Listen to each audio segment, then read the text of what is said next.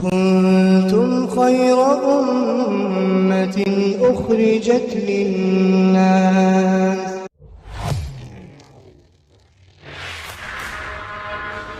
تو یہ جو بھی بات اللہ کے نبی صلی اللہ علیہ وسلم سے فرمائی گئی وہ گویا کہ پوری امت سے کہا گیا کہ سارے لوگوں کی ذمہ داری ہے کہ اپنی زندگی میں دین لانے کے لیے اور اپنے آپ کو گناہوں سے بچانے کے لیے اور اپنے اہل و عیال کی زندگی میں دین لانے کے لیے اور اپنے پڑوسیوں کی زندگی میں دین لانے کے لیے دین کی دعوت دینا ضروری ہے۔ یہ جو گھروں دوستو آگے بڑھنے سے پہلے ہمارے چینل کو سبسکرائب ضرور کر لیں اور ہماری ویڈیوز کو زیادہ سے زیادہ لوگوں تک شیئر کریں۔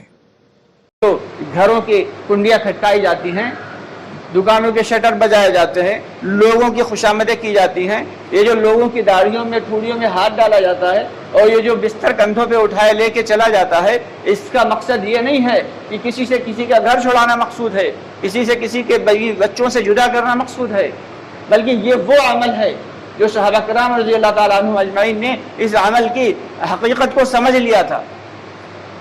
آپ صحابہ کرام نے اس عمل کی حقیقت کو سمجھا تھا کہ اگر زندگی میں دین آئے گا اور دل کے اندر ایمان آئے گا تو اسی محنت کے ذریعے آئے گا کہ جان مال وقت لے کے اللہ کے راستے میں۔ اور وہاں تو تشکیل کتنے دن کی؟ 3 دن کی یا 40 دن 4 ماہ کی نہیں ہوتی تھی، وہاں تو تشکیل ہو جاتی تھی۔ اب اگر زندگی ہے تو واپس آ گئے، نہیں زندگی ہے۔ ایک صحابی تو اللہ کے راستے میں چلتے رہے کتنے سال بعد واپس آئے؟ 32 سال بعد واپس آئے۔ کسی کے بارے میں ملتا ہے کوئی 17 سال کے بعد واپس آیا۔ تو ایسے صحابی بھی موجود ہیں کہ اللہ کے راستے میں چلتے رہے اور وقت لگاتے رہے تو انہیں مزہ آتا تھا۔ جب دل کے اندر نورانیت ہوگی اور دل کے اندر ایمان کی شمع روشن ہوگی تو نیک اعمال میں مزہ آئے گا۔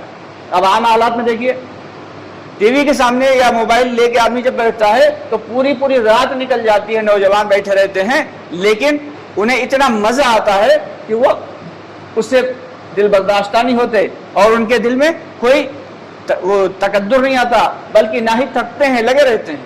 اور اگر نماز کے لیے کھڑا کر دیا جائے تو 2 رکعت کے بعد ہوا خراب ہو جاتی ہے کہ بھائی 2 رکعت بہت پڑھ لی، الحمدللہ۔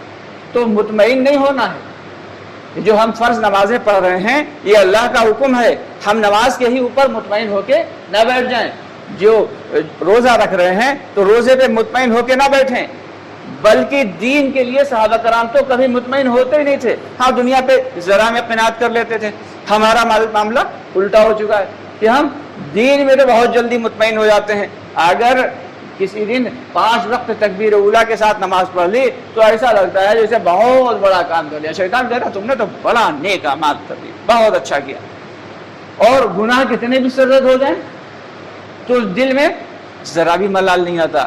تو ایمان کی شمع جب دل کے اندر روشن ہوگی اور جب ایمان کی چنگاری ہوگی تو کیا ہے، پھر گناہوں سے بغض پیدا ہوگا اور نیک اعمال میں دل لگے گا۔ تو اسی لیے کہا جاتا ہے کہ ہر چیز کا دار و مدار ایمان پہ ہے، اور ایمان آئے گا ایمان کی محنت سے۔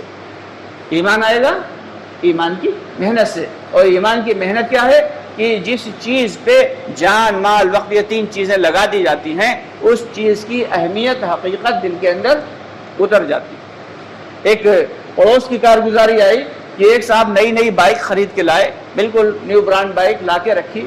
اب ظاہر سی بات ہے انسان کو اپنی اولاد سے سب زیادہ کوئی چیز سے محبت نہیں ہوتی۔ وہ نیو بائک لائے کے انہوں نے جب باہر کھڑی کی، بچہ ذرا شرارتی تھا، کسی کیل سے کھیل رہا تھا تو کھیلتا گیا اور اس نے بائک کے اوپر اسکریچ کر دیا۔ اب انہیں چونکہ وہ نئی بائک تھی، ان کی جان بھی لگی تھی، اس پہ مال بھی لگا تھا، وقت بھی لگا تھا، تو انہیں اتنا غصہ آیا تو ان صاحب نے اس سے کیل چھین کے بچے کے ہاتھ کے اوپر اسکریچ کر دیا۔ اب اندازہ لگائیں کہ جس چیز کے اوپر جان مال وقت لگتا ہے تو وہ اولاد سے بھی زیادہ محبوب ہو جاتی۔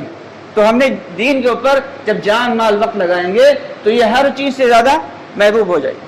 اللہ کے نبی صلی اللہ علیہ وسلم سے کیا کہتے تھے صحابہ کرام کہ آپ ہمیں اپنی جانوں سے بھی زیادہ محبوب ہیں، آپ ہمیں اپنے ماں باپ سے بھی زیادہ محبوب ہیں، آپ ہمیں ہر چیز سے زیادہ محبوب ہیں۔